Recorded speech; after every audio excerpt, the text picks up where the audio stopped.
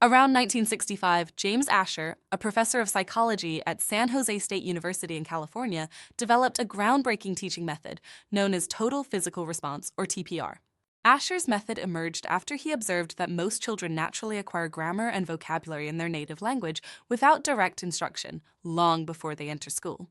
This led him to question, how do children manage to learn language so effortlessly? He hypothesized that children use both hemispheres of their brain in parallel to acquire language. The left hemisphere, typically responsible for processing language, works alongside the right hemisphere, which controls motor responses and movement. In traditional language instruction, however, students typically engage only the left hemisphere of their brain, focusing on the cognitive aspects of learning such as grammar, vocabulary, and pronunciation. This leaves the right hemisphere underutilized, which, according to Asher's theory, could hinder the natural learning process.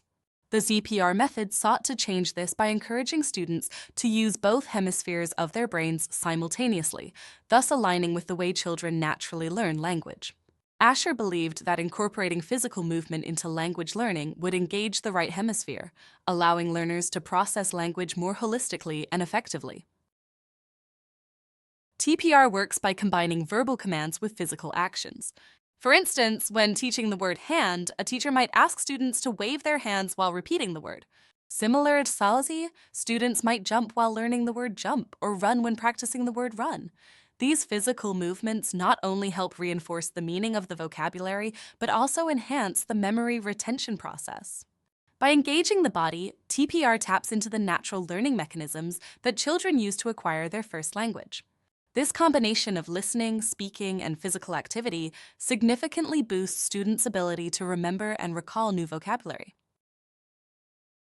One of the strengths of TPR is that it allows students to learn language in a way that mirrors the natural process of language acquisition. Just as children often listen to and play with language before speaking it, TPR emphasizes comprehension and response through physical action, before expecting students to produce language verbally. This gives students the time they need to internalize new vocabulary and grammar. Teachers are encouraged to be patient, as the process of remembering and using new words can take time. Just like children, students will gradually start using the words they've learned as they become more comfortable with the language. TPR is especially effective for young learners as it taps into their natural curiosity and physical energy. However, it is also a powerful tool for adult learners and second language students, as it helps reduce the anxiety often associated with language learning. By removing the pressure to speak immediately and focusing on understanding and responding, TPR creates a more relaxed and engaging environment. Furthermore, this method is flexible and can be adapted to various learning contexts, making it a valuable technique for ESL, English as a Second Language, teachers and language educators worldwide. Incorporating TPR into classroom practices has the potential to greatly enhance language acquisition. By focusing on physical movement, it encourages a more dynamic and interactive approach to language learning.